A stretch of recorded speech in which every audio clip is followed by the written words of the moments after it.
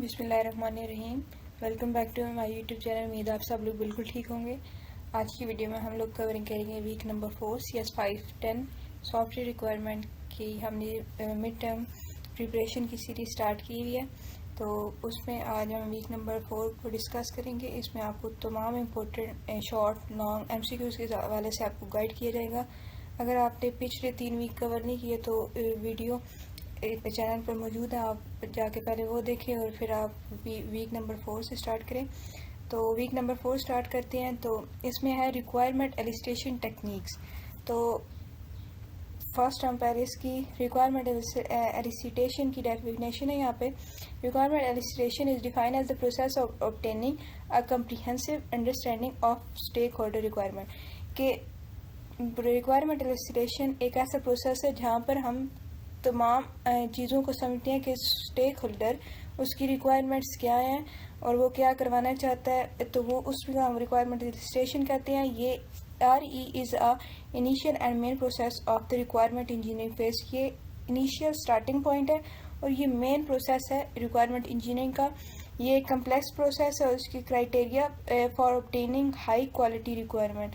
और इसका क्राइटेरिया क्या है कि इससे हमारे पास हाई क्वालिटी रिक्वायरमेंट्स ऑब्टेन्स होती हैं। तो आपने इसकी डेफिनेशन कर लेनी है, MCQs में ये आ सकती है। और उसके बाद है रिक्वायरमेंट एलिसिटेशन मेथड ओवरव्यूज। इसमें आपके पास इंटरव्यूज आते हैं, क्वेश्चनरीज आती है, ऑब्जर्वेशंस आते हैं, जॉइंट एप्लीकेशन डेवलपमेंट होते हैं। तो इनमें से कौन सा बेस्ट है? तो RE is consider as incomplete process in requirement engineering. के अब ये देखिए आपके यहाँ पे ये इम्पोर्टेंट MCQs बन सकता है कि जो सा RE है उसको क्या समझते हैं। तो RE is considered as an incomplete process in requirement engineering applying in appropriate technique. तो यहाँ पर आपने ये MCQs करना है, ऊपर आपने डेफिनेशन भी उसकी पढ़ लेनी है। उसके बाद है requirement elicitation techniques, procedure to obtain user requirement, implement in the system to fulfil user requirement. उसके बाद ये सिलेक्शन के लिए अप्रोप्रिएट सिलेक्शन के लिए भी यूज़ होता है। इसमें फैक्टर्स क्या हैं, इसमें बिजनेस प्रोसीजर्स आ जाते हैं, resources available, project type, individual reference preference. तो ये आपने बस एक दफ़ा पढ़ लेना, ये इम्पोर्टेंट नहीं है। ऊपर आपको एक MCQ इम्पोर्टेंट बताया। अब नीचे ये जो आपका क्वेश्चन है ये मोस्ट इम्पोर्टेंट क्वेश्चन है, classification of different requirement elicitation technique. आपसे पूछते हैं कि कौन सी 4 रिक्वायरमेंट एसिलेशन टेक्निक्स हैं, या फिर आपको कोई भी बीच में ट्रेडिशनल टेक्निक्स के बारे में पूछ लेते हैं कि उसमें क्या क्या आता है, कॉन्टेक्सचुअल टेक्निक के बारे में क्या पूछ लेते हैं, कोलैबोरेटिव, कॉन्जिक्टिव।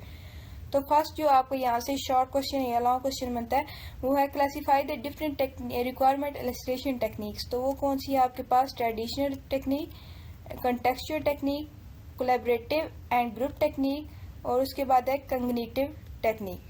अब ये उसके बाद आपने इन चारों के नाम याद कर लेने हैं, ट्रेडिशनल, कॉन्टेक्सचुअल, कोलैबोरेटिव, कॉग्निटिव। उसके बाद आपने जो इनकी मेन आगे टाइप्स है ना, जैसे ट्रेडिशनल में आ गया interviews, questionnaire, surveys and document analysis, ये भी आपने याद करनी है। उसके बाद कॉन्टेक्सचुअल की है observation, ethnography and protocol analysis. Collaborative की है prototype, joint application development, brainstorming and group work.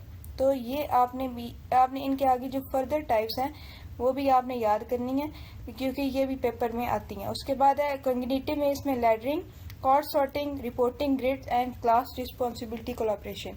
आपको लॉन्ग में आ सकता है कि आप इन चारों के नाम लिखें, और शॉर्ट में ये आ सकता है किसी एक का नाम दिया होगा तो आप उनसे पूछ सकते हैं, आपसे पूछ सकते हैं इसमें कौन सी फर्दर आती है। तो उसमें आपने इन चारों को, ये मेन आपका शॉर्ट भी बन सकता है, लॉन्ग भी बन सकता है इस चैप्टर में।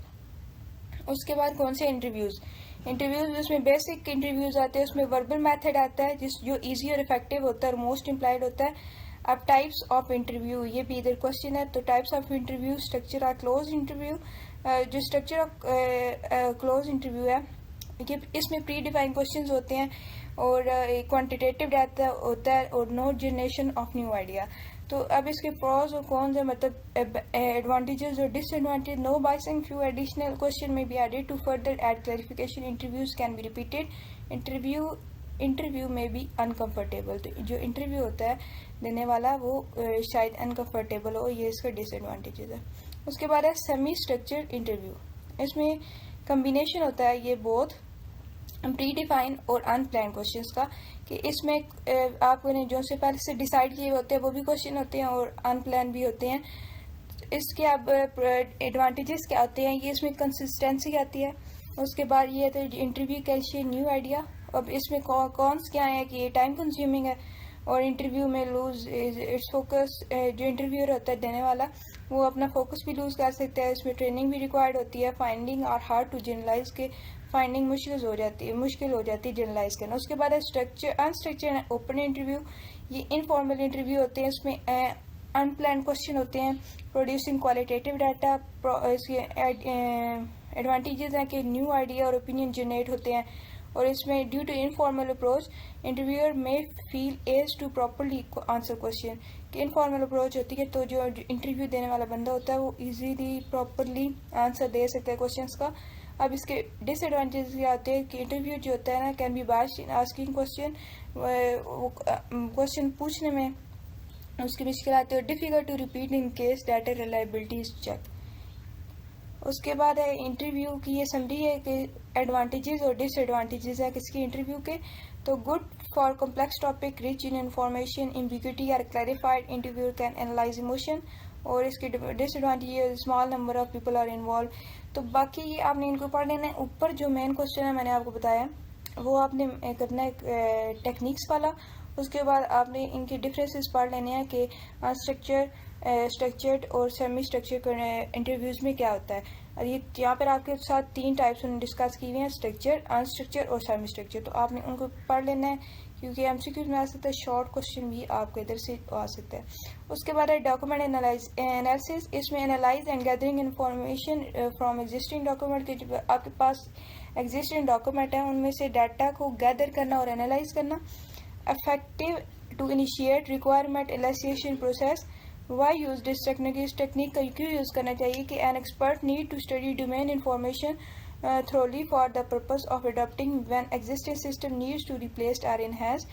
Design document templates and manual for existing system। के एक एक्सपर्ट जो होता है उसको ज़रूरत होती है कि वो डोमेन इन्फॉर्मेशन को रीड करे किसके लिए, अडॉप्ट करने के लिए, सिस्टम जो एग्जिस्ट कर रहा है उसकी नीड्स को रिप्लेस करने के लिए, इन्हांस करने के लिए।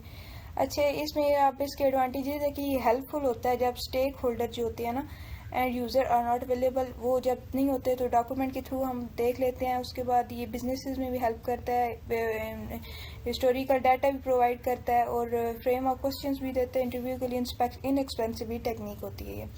अच्छा, इसके डिसएडवांटेजेस भी हैं जो कि टाइम कंज्यूमिंग है और इसमें वैलिड इन्फॉर्मेशन कभी कभी अवेलेबल नहीं होती और अपडेशन भी होती रहती है टाइम टू टाइम, तो इन्फॉर्मेशन बाइट भी इनकम्प्लीट इन्फॉर्मेशन इनकम्प्लीट भी होती है।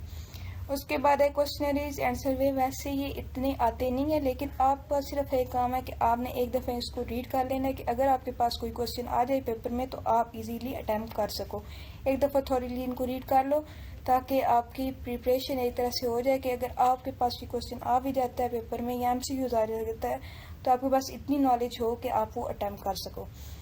क्वेश्चनरीज ये है कि ये चीपेस्ट वे है, इसमें फेस टू फेस नहीं होता। उसके बाद ये रिक्वायरमेंट को कलेक्ट करता है लार्जर ग्रुप ऑफ पॉपुलेशन के लिए और ये मस्ट बी क्लियर होता है। उसके बाद इसमें जो एडवांटेजेस हैं कि ये लार्ज नंबर ऑफ पीपल होते हैं शॉर्ट टाइम में। उसके बाद useful when same question is asked to large number of people. Useful होता है जब ज़्यादा से क्वेश्चन एक लार्ज नंबर ऑफ पीपल किए जाते हैं। इसमें बाइसिंग अकर नहीं होती। ये इकोनॉमिकल होता है। ईजी होता है कि मल्टीपल चॉइस क्वेश्चंस हों और ट्रू फॉल्स जैसे कि फिलिंग द ब्लैंक्स इसमें इंक्लूड हो जाती हैं। उसके बाद इसकी कॉन्स भी हैं कि ये क्वेश्चन मिस इंटरप्ट हो जाते हैं, यूजफुल फीडबैक रिसीव नहीं होती।